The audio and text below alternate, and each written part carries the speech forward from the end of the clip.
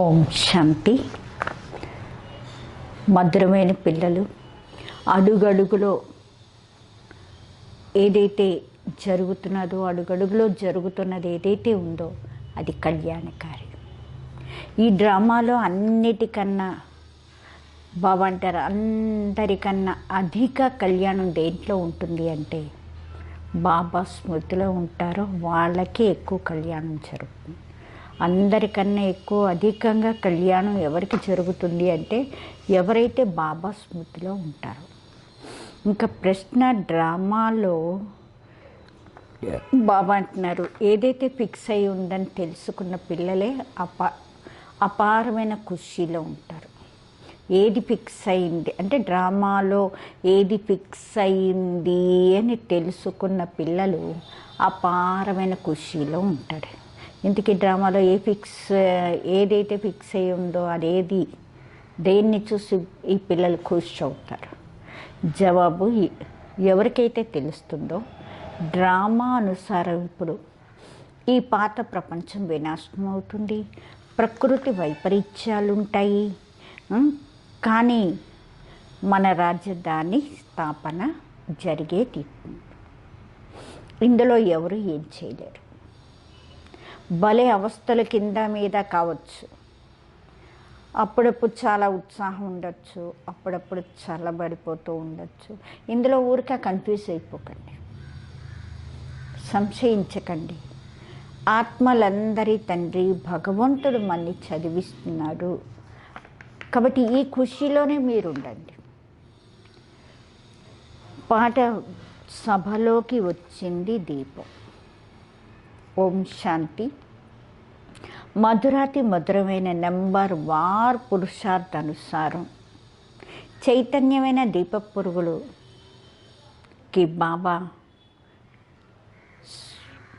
ప్రియ స్మృతులు చెప్తున్నారు. మీరందరూ చైతన్యమైన దీప పురుగులు. బాబా ఏదంటే బాబాని ఏమంటారంటే దీపము అంటారు, కానీ ఆయన ఎవ్వరికి అస్సలు తెలియదు. దీపం అంటే పెద్ద దీపం కాదు, అదొక చిన్న బిందు. ఎవరి బుద్ధిలోనూ ఉండదు మేము ఆత్మ ఒక బిందువు అన్నది ఎవరి బుద్ధిలోనూ లేదు. మన ఆత్మలోనే మొత్తం పాత్ర అంతా మన ఆత్మలోనే ఉంది. ఆత్మ పరమాత్మ యొక్క జ్ఞానం ఎవ్వరి బుద్ధిలోనూ లేదు. పిల్లలకి బాబావి వచ్చి ఇవన్నీ మనకి అర్థం చేయించారు. ఆత్మకి అనుభవం కలుగుతూ ఉంటుంది. ఆత్మ ఏదైతే బాబా తెలియచేశారో దాన్ని ఆత్మ రియలైజ్ చేస్తుంది. ఇంతకుముందు తెలిసేది కాదు ఆత్మ అంటే ఏమిటి, పరమాత్మ అంటే ఏమిటి అని.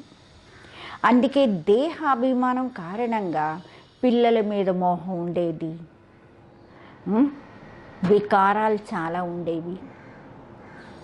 భారతదేశం ఎంత ఉన్నతంగా ఉండేది, అప్పుడు ఒకప్పుడు వికారాలు అంటే ఏమిటో ఆ పేరే తెలియదు, ఆ పేరే ఉండేది కాదు. అది ఉండేదే నిర్వికారి భారతదేశం ఉండేది. ఇప్పుడు ఇది విషయ వికారి భారతదేశం అయిపోయింది. ఏ మనుషుల్ని ఇలా అనడానికి లేదు. ఎలాగ బాబా చెప్తున్నారో ఏ మనుషులు చెప్పలేరు. ఇప్పటికీ ఈ రోజుకి 5000 సంవత్సరాల ముందు బాబా అంటున్నారు, నేను మీకు శివాలయం తయారు చేశాను, నేనే శివాలయాన్ని స్థాపన చేశాను. ఎలాగా అది కూడా మీకే అర్థమవుతుంది. మీకు తెలుసు అడుగడుగులో ప్రతి అడుగులో ఏం జరుగుతున్నదో అది కళ్యాణకారి. ఒక్కొక్క రోజు బాబా అంటున్నారు ఏమవుతుంది, ఒక్కొక్క రోజుకి ఎక్కువ కళ్యాణకారి ఎవరికి అవుతుందంటే ఎవరైతే బాబాని బాగా మంచిగా స్మృతి చేసి తమ కళ్యాణం చేసుకుంటూ ఉంటారో వాళ్ళకు ఒక్కొక్క రోజుకి ఎక్కువ కళ్యాణకారి అవుతుంది. ఇది ఉండేదే కళ్యాణకారి పురుషోత్తములయ్యే యుగం. బాబాకి ఎంత మహిమ ఉంది మీకు తెలుసు. ఇప్పుడు సత్యాతి సత్యమైన భాగవతం నడుస్తున్నది. ద్వాపరంలో ఎప్పుడైతే భక్తి మార్గం మొదలవుతుందో మొట్టమొదటి మీరే వజ్రాలతో లింగాన్ని తయారు చేసి పూజ చేశారు. ఇప్పుడు మీకు స్మృతి వచ్చింది కదా, మేము ఎప్పుడైతే పూజారీలు అయ్యామో అప్పుడే మందిరాలన్నీ తయారు చేసాం. వజ్రాలు మణులతో తయారు చేసాం, వజ్ర వైడూర్యాలతో తయారు చేసాం. ఆ చిత్రాలు ఇప్పుడు కావాలన్నారా ఆ ఫోటోలు? ఇక్కడ బాబా అంటున్నారు, ఇక్కడ వీళ్ళైతే వెండితో తయారు చేసి పూజ చేస్తారు. ఇలాంటి పూజారీలకి చూడండి, ఇలాంటి పూజారీలకు కూడా ఎంత గౌరవం ఉంటున్నారు. శివునికి పూజ అందరూ చేస్తారు, కానీ అవ్యభిచారి పూజ అయితే లేనే లేదు. ఇది కూడా పిల్లలకి తెలుసు. వినాశనం అయితే తప్పకుండా వస్తుంది, దానికోసం తయారీలు అవుతూ ఉన్నాయి. నేచురల్ క్లైమిటీస్ అంటే ప్రకృతి వైపరీత్యాలు కూడా డ్రామాలో ఫిక్స్ అయి ఉన్నాయి. ఎవరు ఎంతైనా తలబాదుకొనండి, మీ రాజధాని స్థాపన అయ్యేది అన్నారు బాబా. ఎవ్వరికి కూడా ఇందులో ఏం చేద్దామన్నా దీన్ని ఎవరికి ఆ శక్తి లేదు, దీన్ని ఏదైనా చేసే శక్తి ఎవరికి లేదు. ఇది స్థాపన అయ్యే తీర్థం. ఇంకా అవస్థలైతే కింద మీద అవుతూ ఉంటాయి.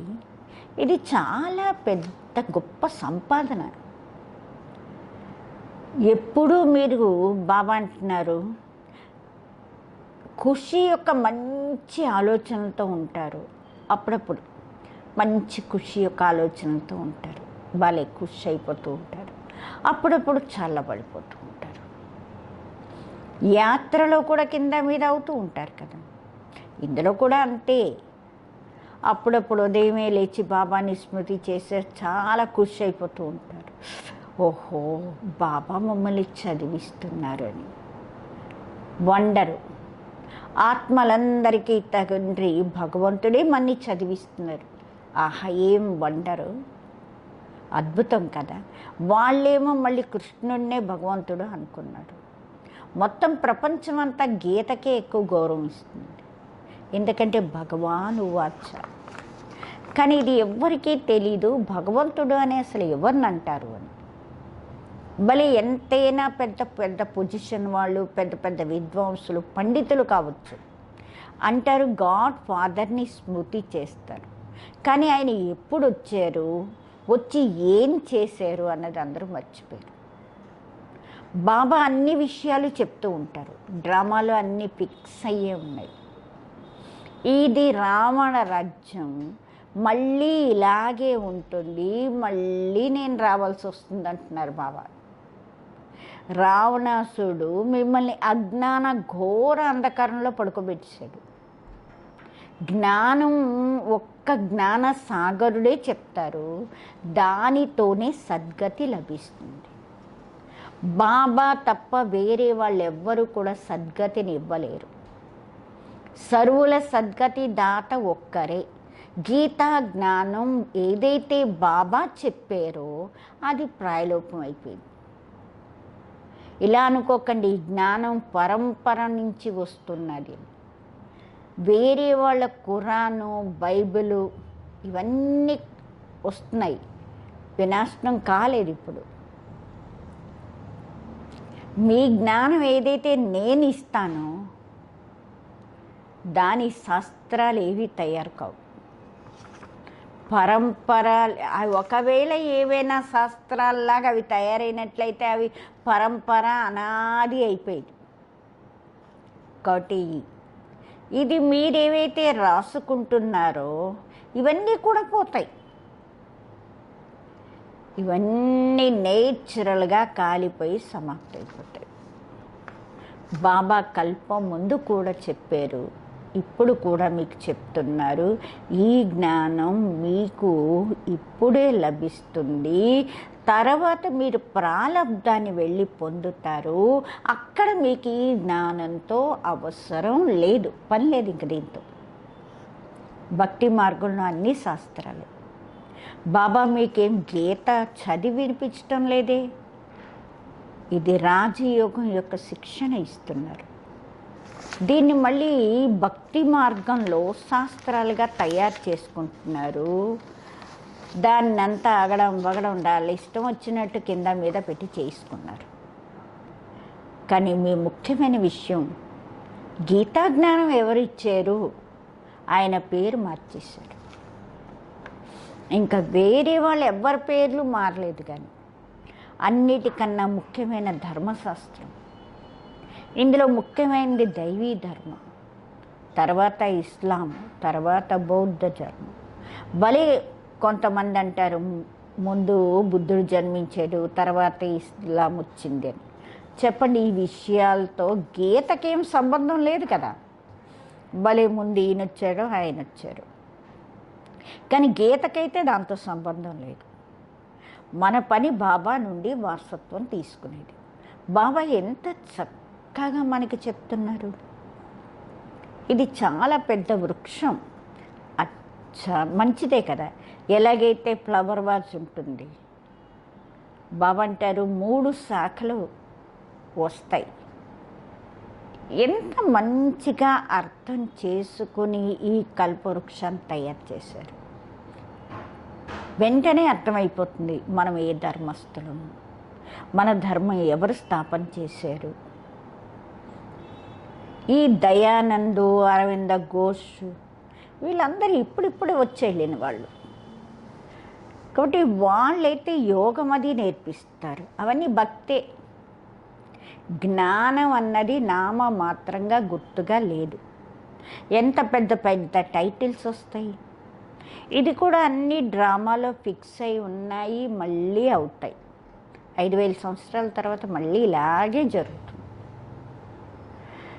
స్టార్టింగ్ నుంచి ఈ చక్రం ఎలా తిరుగుతుంది, మళ్ళీ ఎలా రిపీట్ అవుతుంది మీకే తెలుసు.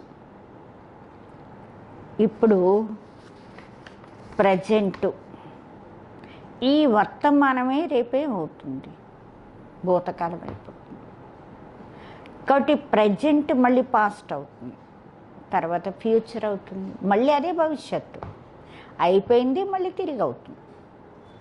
కాబట్టి పాస్ట్, ప్రజెంట్, ఫ్యూచరు అంటే భూత, వర్తమానం, భవిష్యత్తు. ఏదైతే జరిగిపోయిందో అది మళ్ళీ భవిష్యత్తు అయిపోతూ ఉంటుంది. అంటే జరిగిందే మళ్ళీ కల్పన తర్వాత ఏమవుతుంది, మళ్ళీ జరుగుతుంది. అంటే అది ఏమైంది, భవిష్యత్తు అయిపోయింది, ఫ్యూచర్ అయిపోయింది. ఈ సమయంలో మీకు జ్ఞానం లభిస్తున్నది. మీ తర్వాత రాజ్యం తీసుకుంటారు. ఈ దేవతల రాజ్యం ఉండేది కదా ఒకప్పుడు. ఆ సమయంలో వేరే రాజ్యాలు ఏమి ఉండేవి కాదు. ఇది కూడా ఒక కథలాగా చెప్పండి ఎవరికైనా చెప్పేటప్పుడు. చాలా అందంగా కథలాగా తయారు చేసి చెప్పేయండి. ఇది మంచి కథ తయారైపోతుంది. లాంగ్ 5000 సంవత్సరాల ముందు భారతదేశంలో సతయుగం ఉండేది. చాలా పూర్వం, 5000 సంవత్సరాల పూర్వం ఈ భారతదేశంలో సతయుగం ఉండేది. అప్పుడు ఏ ధర్మాలు ఉండేవి కాదు. ఒకటి దేవీ దేవతలు మాత్రమే అప్పుడు రాజ్యం చేసేవాళ్ళు. దాన్ని ఏమనేవారంటే సూర్యవంశీ రాజ్యం అనేవారు. లక్ష్మీనారాయణ రాజ్యం 1250 సంవత్సరాలు జరిగింది వాళ్ళ చేసే రాజ్యం. తర్వాత వాళ్ళు రాజ్యాన్ని తమ సోదరులకి, ఎవరికి, క్షత్రియులకి ఇచ్చేసారు. తర్వాత వాళ్ళ రాజ్యం మొదలైంది. మీరు చెప్పచ్చు బాబా వచ్చి చదివించారు. ఎవరైతే చక్కగా చదువుకొని వాళ్ళే సూర్యవంశీలు అయ్యారు. కాబట్టి ఎవరు ఫెయిల్ అయ్యారో వాళ్ళు క్షత్రియులకు వెళ్ళిపోయారు. ఇంకా యుద్ధం అనే విషయాలు ఏం లేవు. బాబా అంటారు, పిల్లలు మీరు నా స్మృతి చేస్తే మీ వికర్మలన్నీ కూడా వినాశనం అయిపోతాయి. మీరు వికారాల మీద ఇప్పుడు విజయాన్ని పొందాలి.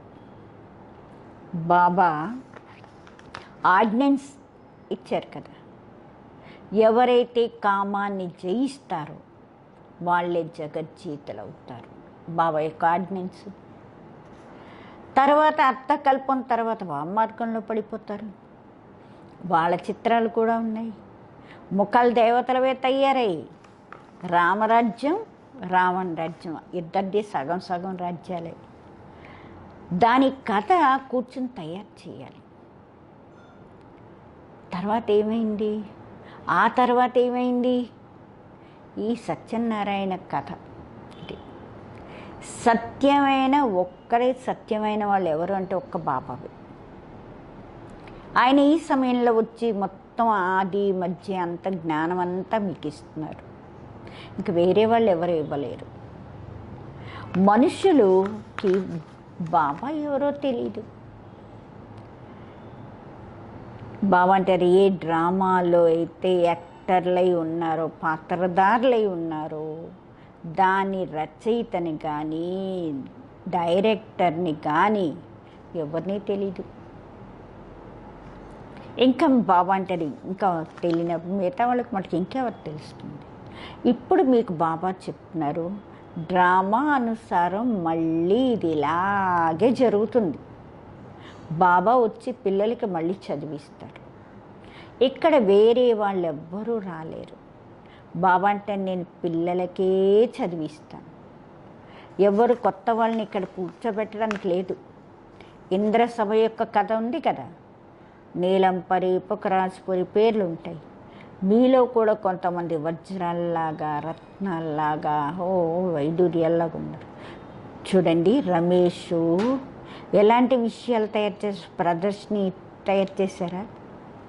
దాని అందరి విచారసాగర మంత్రం అయింది కదా. వజ్రం లాంటి పని చేశాడు. కొంతమంది బాబా అంటారు వైడూర్యాలు, కొంతమంది వజ్రాలు, కొంతమంది ఇంకోటి. కొంతమందికి అయితే అసలు ఏమీ తెలీదు. ఇది కూడా తెలుసు, రాజధాని స్థాపన అవుతున్నది, అందులో రాజులు రాణీలు అందరూ కావాలి కదా. మీకు తెలుసు, మేము బ్రాహ్మణులము, శ్రీమతం అనుసారం చదువుకుని విశ్వానికే యజమానులు అవుతున్నాం. ఎంత ఖుషి ఉండాలి మీకు అని అడుగుతున్నారు బాబా. ఈ మృత్యులోకం సమాప్తి అయిపోతుంది. ఈ బాబా ఇప్పుడే మనకి అర్థం చేయిస్తున్నారు. ఈ బాబా కూడా ఇప్పుడే తెలుసుకున్నారు, నేను కూడా మళ్ళీ వెళ్ళి ఆయన పిల్లవాడిని అవుతాను. చిన్నతనంలో ఈ విషయాలు, చిన్నప్పటి ఏవైతే విషయాలు ఉంటాయో అవి ముందుకు వస్తున్నాయి. ఇప్పుడు బాబా అంటే నడవడిక మారుతూ ఉంటుంది. అలాగే ఎప్పుడైతే అక్కడ ముసలి వాళ్ళు అయిపోతారో అనుకుంటారు, ఈ వానప్రస్థ శరీరాన్ని వదిలేసి మళ్ళీ నేను కిషోరావస్థలోకి వెళ్ళిపోతాను అనుకుంటారు వాళ్ళు.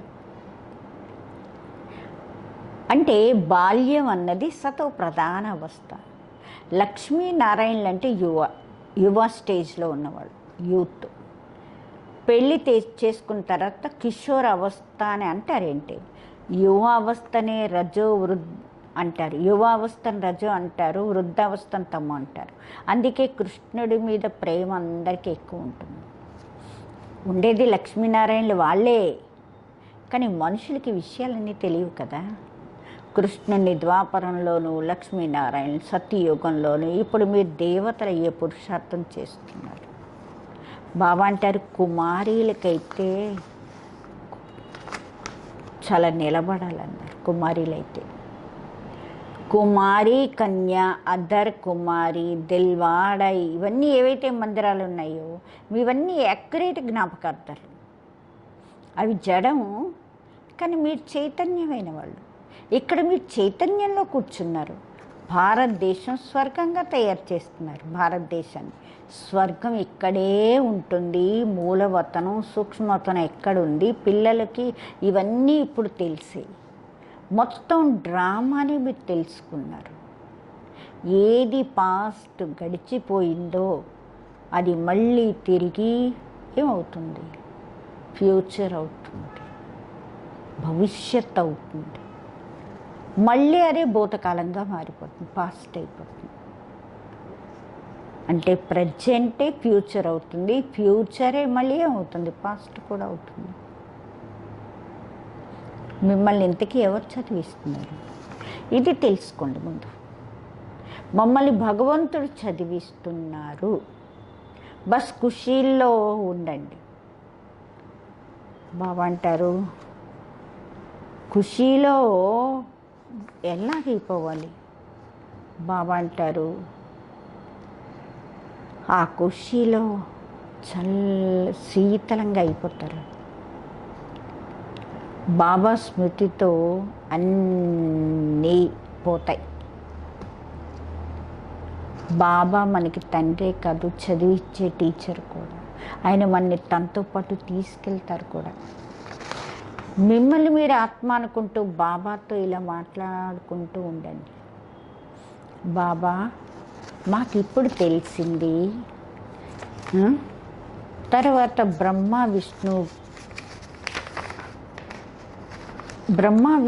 విష్ణువుడి కూడా తెలిసింది. విష్ణు నాభి నుండి బ్రహ్మ వచ్చారు. ఇప్పుడు విష్ణువుని క్షీరసాగరంలో చూపిస్తారు, బ్రహ్మని సూక్ష్మవతనంలో చూపిస్తారు. వాస్తవంలో ఉండేది ఇక్కడే. విష్ణువు రాజ్యం చేసేవాళ్ళు. ఒకవేళ విష్ణువు నుండి బ్రహ్మ వచ్చినట్లయితే రాజ్యం చేస్తాడు కదా బ్రహ్మ కూడా. విష్ణువు నాభి నుండి వచ్చారు, ఎలాగైతే పిల్లవాడయ్యారు. ఇవన్నీ విషయాలు బాబా కూర్చొని చెప్తారు. బ్రహ్మే 84 జన్మలు పూర్తి చేసుకుని ఇప్పుడు తిరిగి విష్ణుపురికి యజమానవుతున్నారు. ఈ విషయాలు ఎవ్వరికీ పూర్తిగా అర్థమే కావు. అందుకే ఖుషి యొక్క నశ ఎక్కదు.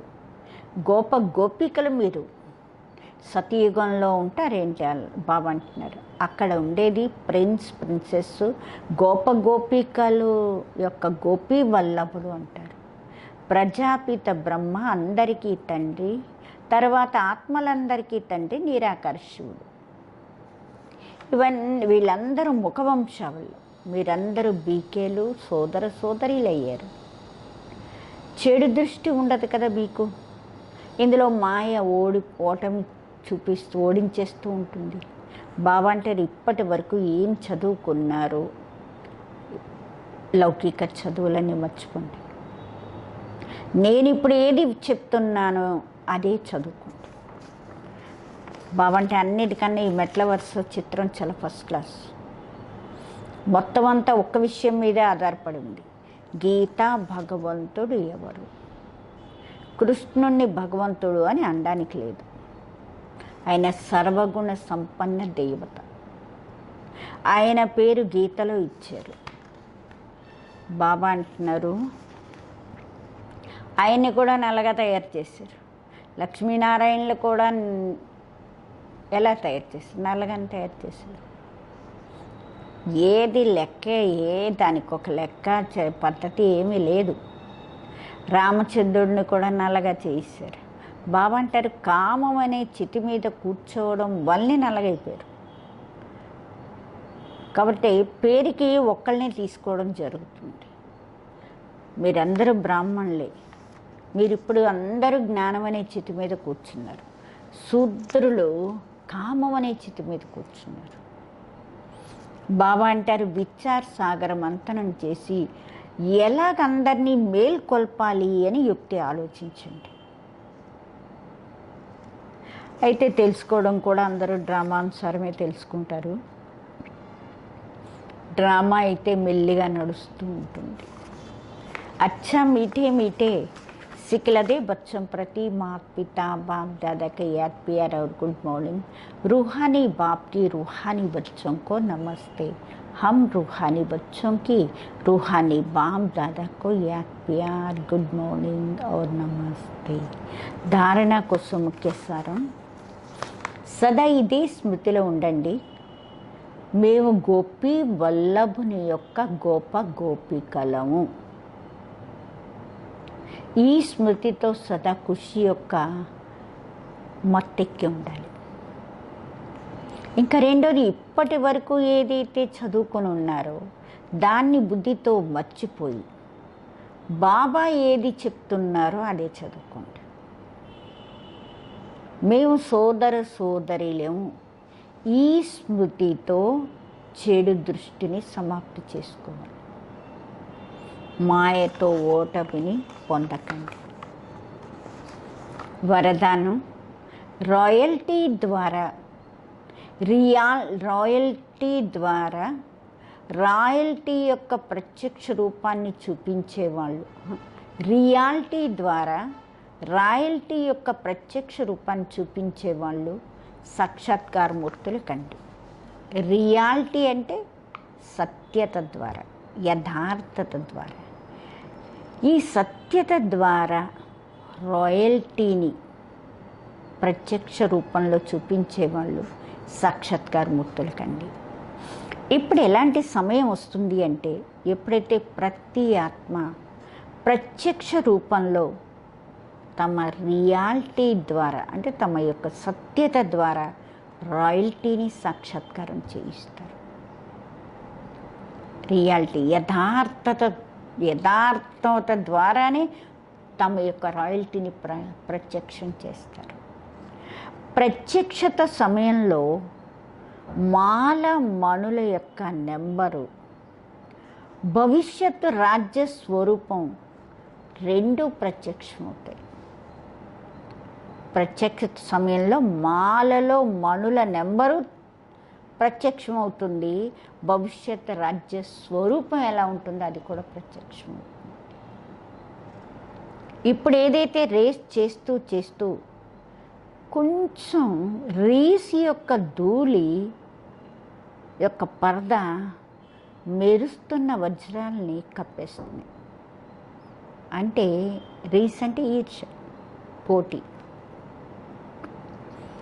అప్పుడప్పుడు భలే పరిగెడుతున్నారు, ముందుకు వెళ్ళాలని వెళ్తున్నారు. వెళ్తూ ఈ పోటీ లేక ఈర్ష, పోటీ అనే ధూళి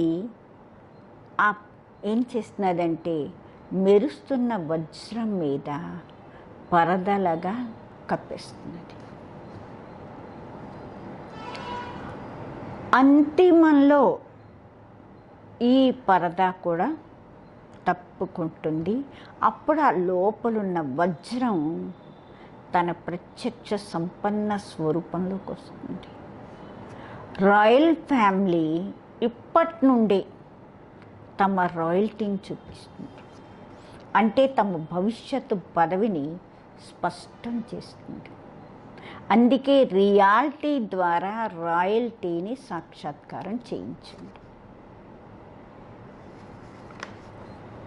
స్లోగన్: ఏ విధితో వ్యర్థాన్ని సమాప్తి చేసుకుని సమర్థాన్ని ఎమర్జ్ చేయండి.